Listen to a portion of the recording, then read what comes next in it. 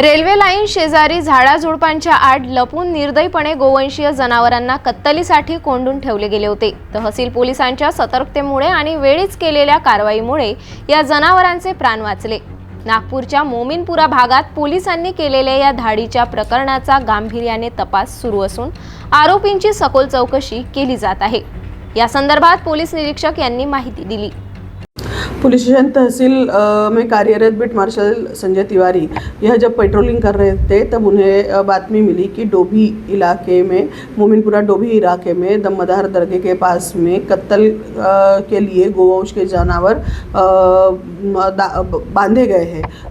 उन्होंने यह बातमी की खातरी करने के बाद में उनके साथ में पीएसआई रमीज़ शेख, पीएसआई रसूल शेख और डीबी के कर्मचारी कांस्टेबल राशिद और कांस्टेबल पंकज, इन्होंने सबने साथ मिलकर यह कार्रवाई की है। कुल गोवंश के 8 बड़े जानवर और 2 छोटे जानवर इनको रेस्क्यू किया गया है। लगभग इनका कीमत 1,80,000 का था। और यह कार्रवाई माननीय श्री पुलिस आयुक्त रविंद्र सिंगल सर, माननीय जॉइंट सीपी नवीन चंद्र रेड्डी सर, माननीय एडिशनल कमिश्नर दाभाडे सर, माननीय डीसीपी महक स्वामी मैडम, माननीय एसीपी मोरे मैडम, इनके मार्गदर्शन में पुलिस थाना तहसील के सभी अधिकारी और कर्मचारियों ने की है।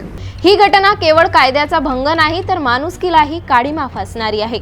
तहसील पोलिसांनी केलेली ही कारवाई निश्चितच स्तुत्य आहे। मात्र अजूनही असे प्रकार थांबण्यासाठी जनजागृती आणि कठोर अंमलबजावणी आवश्यक आहे।